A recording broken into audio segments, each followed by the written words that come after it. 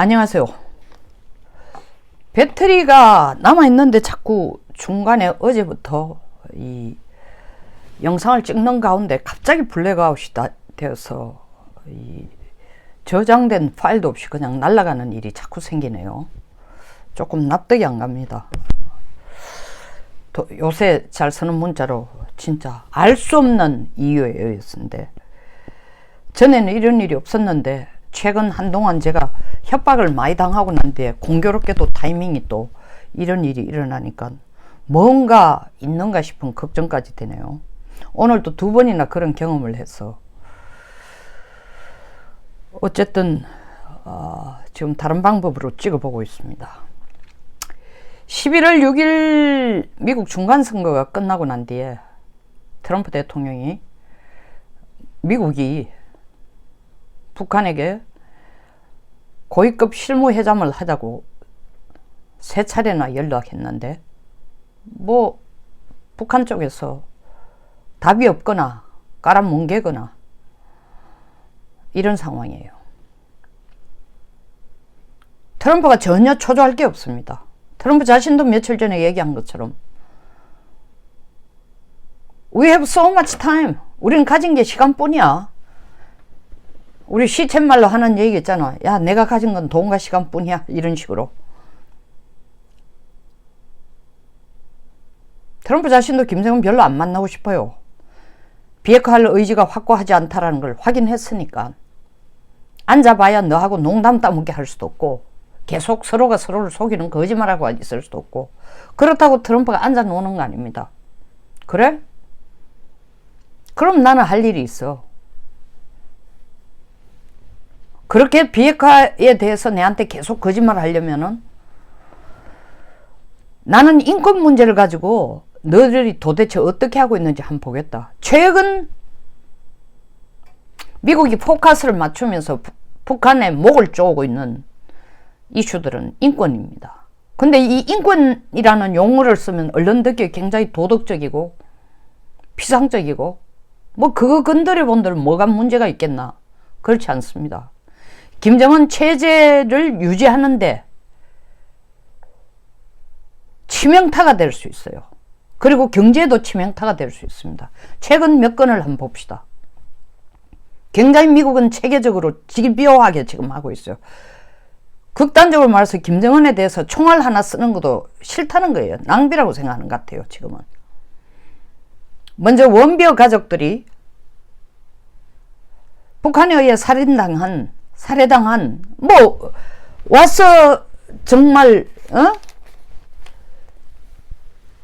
풀려나가지고 일주일 만에 죽었지만 거기서 살해당한 거랑 같습니다. 그 가족들이 북한에 대해서 손해배상을 지금 얼마? 11억 달러 1조 2천억을 청구를 했어요. 옛날에 김동식 목사가 2015년에 납북된 뒤에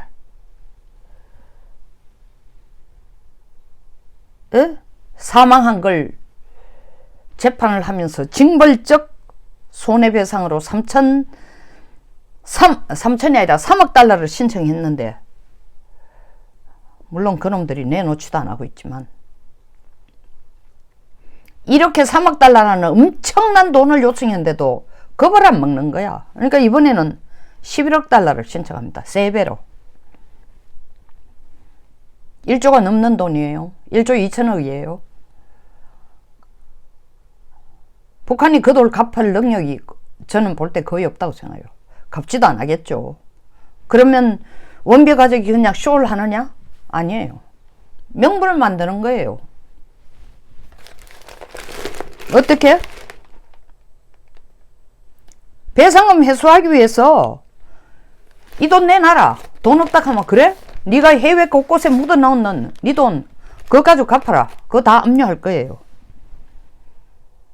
북한에 대한 대단한 압박수단, 북한이 아니라 김정은에 대한 압박수단, 직접적인 압박수단이에요.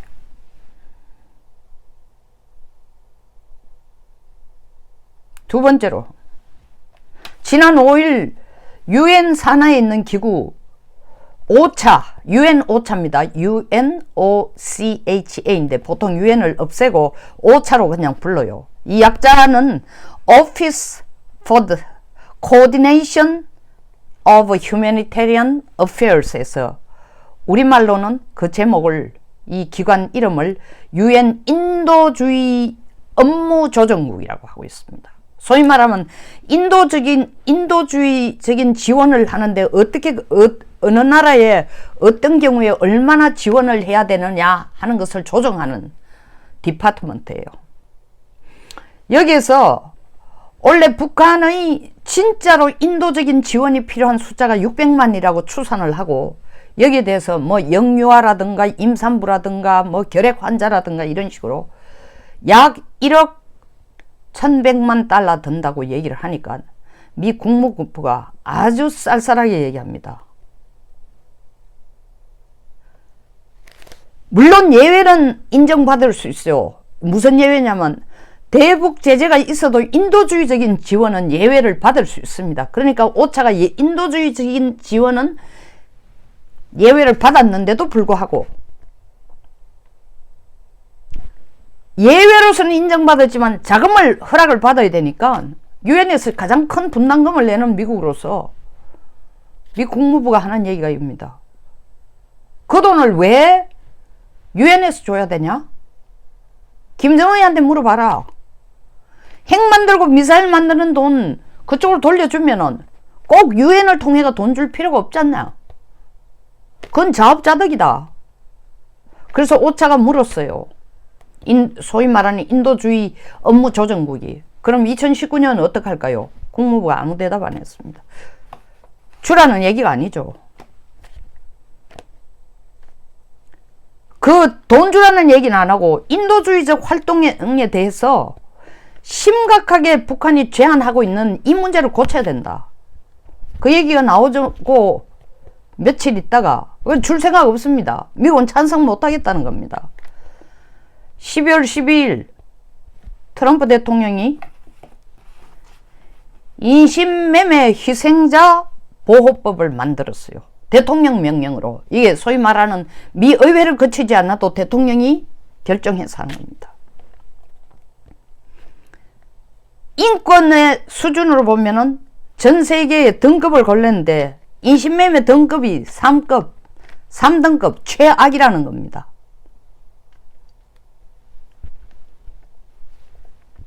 그 인신매매 퇴치 노력이 너무 부족하다. 최악인 상태고. 그래서 인신매매 희생자 보호법에는 북한만 들어간 게 아니라 나머지 22개국까지 인신매매를 하는 국가에 22개국을 포함을 했어요. 그러면서 하는 얘기가 2019년 회계연도에 북한뿐만 아니라 나머지 22개국이 이 인신매매 희생자 보호에 대해서 인신매매를 안 하는 퇴치 노력을 한 것이 충분하지 않다면은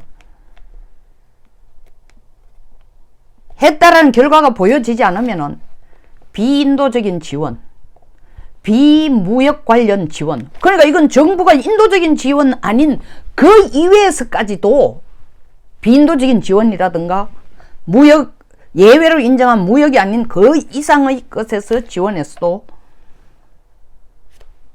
미국은 일체 지원 안 하겠다.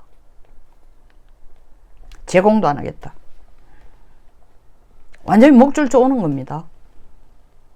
그리고 오늘은 또 뭘 얘기했습니까? 어제 밤에는 2004년 이후부터 지금까지 14년간 연속 UN 인권위원회에서 북인권 결의안이 채택이 됐어요.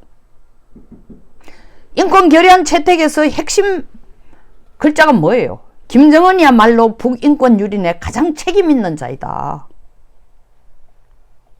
그 이 책임 있는 자에게는 반드시 제재를 해야 된다는 걸 권고사항으로 넣었다는 겁니다. 뭐 유엔 주재 북한 김성 대사가 난리를 쳤지만 소용이 없는 일이에요. 김정은의 신변 자체가 위협스러워질 수가 있습니다.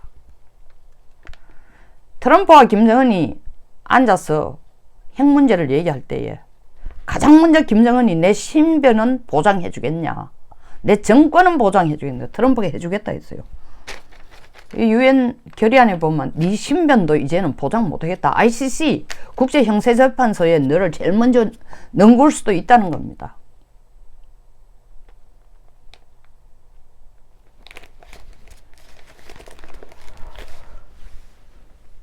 이거 지금 돈 한 푼 안 쓰고, 미국이 돈 한 푼 안 쓰고, 총알 하나 안 쓰고, 외교관계에서 뭐 아까 잠깐 오차, 그러면 국무부가 돈 안 주겠다고 아무 대답 안 했다고 해서 유엔의 오차가 인도주의 업무조정국이 이 업무를 북한에 600만이나 되는 극빈청 어린애들 영양실조 뭐 임산부 일 못 도우는 거냐. 어려워요, 사실은. 현실적으로도 어려워요. 왜냐하면은 대북 제재에 걸려 있으니까 은행망으로 돈 보내는 거 불가능해. 그리고 물건을 보내는 거, 물품을 보내는 것도 공급망도 막혀 있습니다. 설사 공급망을 예외로 인정받는다 해도 생필품 운송이 제대로 안 됩니다. 지원이 거의 현실적으로 불가능한 상황이에요. 자, 그러면 600만의 지원이 제대로 안 되면 그 민심이 어떻게 되는 거예요? 그 정권의 영향, 그 무지레이라고 볼 게 아니에요. 북한도 이제 유일 영도 체제를 믿는 게 아니고 점점 자본주의 사회에 눈을 뜨고 핵만 만들면 세계에서 제일 행복하고 이상주의적이고 잘 사는 국가가 될 줄 알았더니 더 나아진 게 없다. 배까지 고프다. 민심이 동요하죠. 김정은 넌 뭐냐? 민심이 동요하죠. 그리고 아까 원비어 사건 같은 거 1조 2,400억 원 배상금 지금 신청했는데 못 내면은 뭐 김정은이 해외 비자금 가지고 있는 거 1조 충분히 넘을 테니까 그것을 빼내라. 안 빼내면 뭐 미국이 압력을 가하는 겁니다. 또 유엔 인권위원회에서 결의안 채택에서 14년 계속 인권 유린에 가장 책임 있는 자라고 했으니까 더더구나 권고사항에 ICC를 통해서 제재를 권고한다. 물론 법적으로 권고한다고 해놨으니까 제재를 가해야 한다 까지는 아니지만 이게 뭡니까 그래. 북한 인권 유린에 인권에 가장 적극적으로 국민을 보살펴야 할 대통령이 인권 유린에 가장 책임 있는 자로 낙인이 찍혔으니 뒤집어 얘기하면은 북한에는 인권도 없다. 여기에는 이 인권이 없다라는 얘기하는 데는 아까 인신매매 희생자 보호법에도 들어가 있는데 인신매매가 정치 수용소에서까지도 이루어진다는 거 아닙니까? 이런 문제를 해결하지 않으면은 미국은 갈수록 북한에게 더 대북 제재를 강화하고 더 돈줄을 쪼고 뭐 우리가 남북 철도 연결 착공식을 26일 날 판문역에서 행사한다 어쩌고 한다고 돈을 7억이나 편성해 놓고 난리를 쳐도 미국이 지금 한국을 보는 눈은 대북 제재 문제에 관해서 한국을 보는 눈은 그 한국 네 하고 싶은 대로 해라. 전 세계 돌아다니면서 대북 제재 완화해 주라고 떠들 필요도 없다. 니야 뭐 철도 연결 착공식을 하든 뭘 하든 하고 싶은 대로 해라. 나는 나대로 미국은 미국대로 북한에 가할 수 있는 제재는 다 가하겠다. 딴 건 몰라도 7억이나 들여가지고 연결 착공식은 해줄 수 있을지는 몰라도 내가 해준 게 아니라 네가 북쪽에게 호감을 사기 위해서 그 짓을 하는지는 몰라도 내가 지금 벌이는 트럼프가 벌리는 혹은 내가 가장 주요 멤버로 들어있는 유엔 전 세계 여론을 형성하는 유엔을 통해서 벌이는 이 인권 유린 문제, 인권과 관련되는 문제 여기에 대해서는 문 대통령이 당신이 개입할 여지가 없다. 무슨 명분으로 들어올 수도 없다. 그러니까 여기에 대해서 반론을 제기할 수 없으니까 이건 내 뜻대로 하는 거다. 그리고 내가 독재라서가 아니라 북한이 옳지 않다라는 것을 하나하나 지적하면서 목을 조아가는 겁니다. 잘 보고 정말 김정은을 돕고 싶거들랑 북한 인권 문제부터, 당신이 인권 변호사 출신이니까 인권 문제부터 좀 제대로 했어. 교황 만나라고 막 거기까지 가서 설득하고 홍보하고 외교하고 할 필요 없다. 먼저 북한 내의 인권 문제라도 제대로 해결할 수 있도록 당신이 설득을 하면, 문 대통령이 김 위원장을 제대로 설득을 한다면은 한반도 평화라는 그 아주 듣기 좋은 이름 하에서 추진한다는 거 우리가 한번 관심이라도 가져볼게. 지금은 나라가 아니다. 더구나 그 나라의 지도자라는 사람이 인권 유린에 가장 책임 있는 자인데 어떻게 그걸 정당한 나라로 인정하고 내가 앉아서 외교를 할 수 있겠냐.